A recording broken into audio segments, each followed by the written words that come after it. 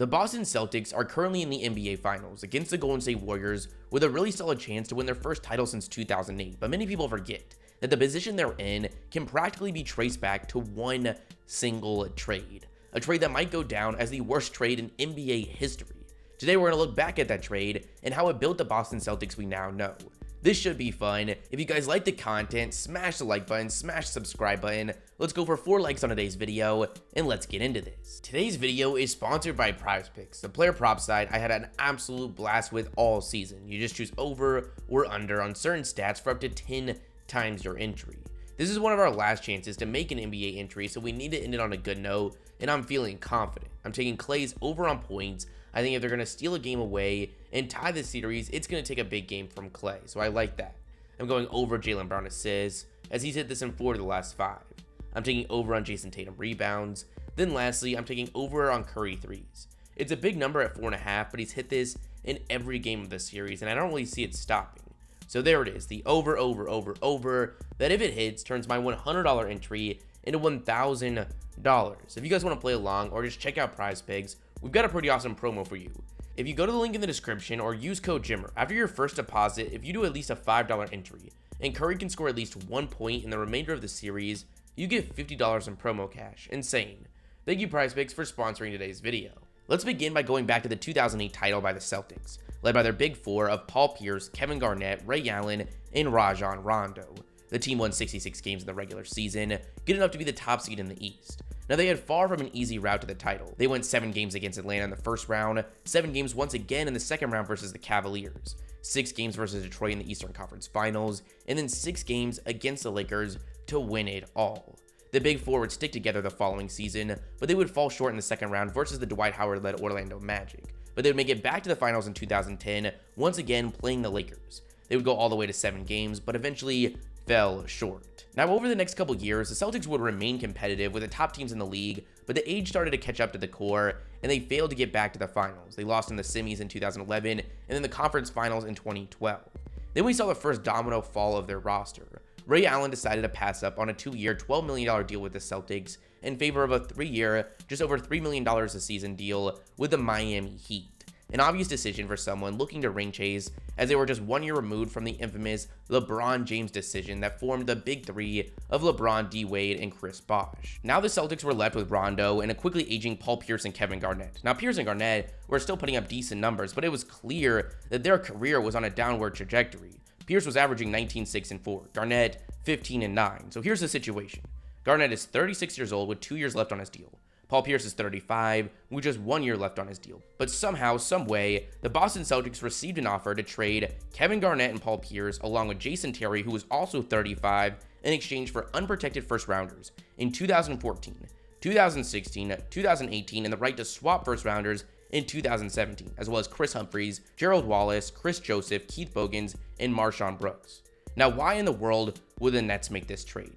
Let's take a look back at the situation that they were in 2013. They had just freshly come to Brooklyn in 2012, so there's no question there was some serious aggression to get off to a positive note in a new city. They were also starting to build a pretty solid roster that featured their young star center Brook Lopez, who was fresh off his first All-Star appearance. They had traded for Joe Johnson the year prior, who had made the All-Star team in the last 5 seasons. They had traded for Darren Williams in 2011, who was far from the player we thought he would be early on in his career in Utah, but was still coming off a season averaging over 20 points and 9 assists. So I think you can see why the Nets had interest in a big move that would push them over the hump. But deciding that that move would be giving up 4 first rounders for 2 35-year-olds and a 36-year-old truly might be the stupidest front office decision we've ever seen. Let's take a look at how the trade worked out.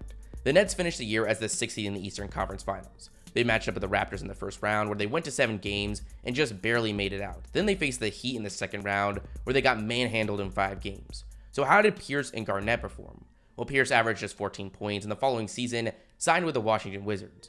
Garnett averaged 7 points and 6 rebounds and was traded the following season. So obviously it didn't work out great, but it gets crazier when you look at what those draft selections became, which we're obviously going to get to.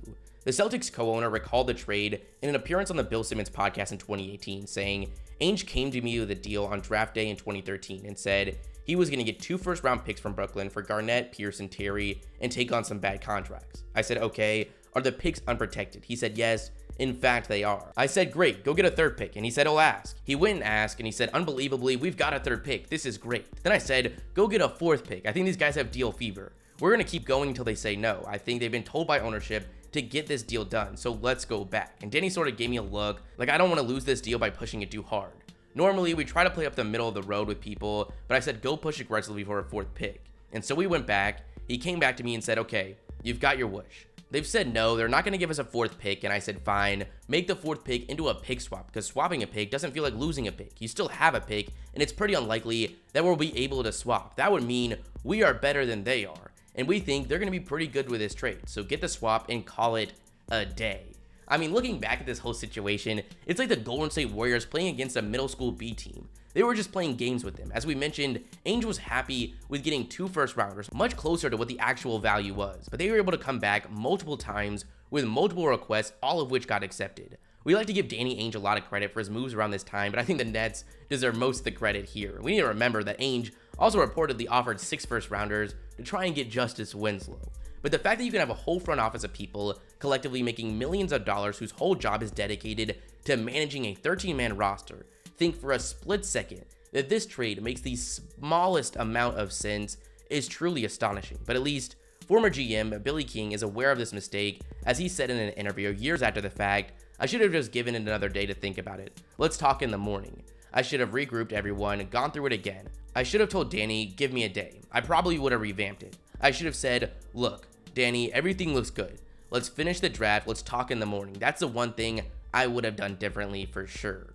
Now, as we said, Paul Pierce and Kevin Garnett didn't last long on the Nets. In fact, they both retired just a couple seasons after this trade. It was looking like the Nets were heading towards disaster, especially considering their lack of personal first-round selections. But with a mix of luck and some solid management, they were actually able to dig themselves out of this whole situation. They started to put together a solid core, then took advantage of the depleted value of a young D'Angelo Russell in LA, with the Lakers looking to move on with Lonzo coming to town. That addition proved to be huge for their future. He became an all-star in his first year there, leading the Nets to the playoffs. This ended up becoming vital, and then becoming an intriguing enough free agency destination to land both Kevin Durant and Kyrie Irving. So it didn't turn out as bad as it probably should have for the Nets, so let's look at what the Celtics did with the assets from this trade. The first of their first rounders came in 2014. It ended up being the 17th overall pick, which the Celtics used to draft NCAA tournament breakout player Kentucky's James Young. Now, Young would never amount to much. He was out of the league in just a few years, but I still think it's worth mentioning, even though this had nothing to do with the trade, that the Celtics were able to draft Marcus Smart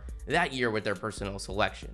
Then in 2016, they ended up getting the 3rd overall pick from the Nets. That would become none other than Jaylen Brown, a selection that didn't seem too exciting at the time, as everyone felt there was an immense drop-off after Ben Simmons and Brandon Ingram at 1 and 2, something that clearly hasn't been the case.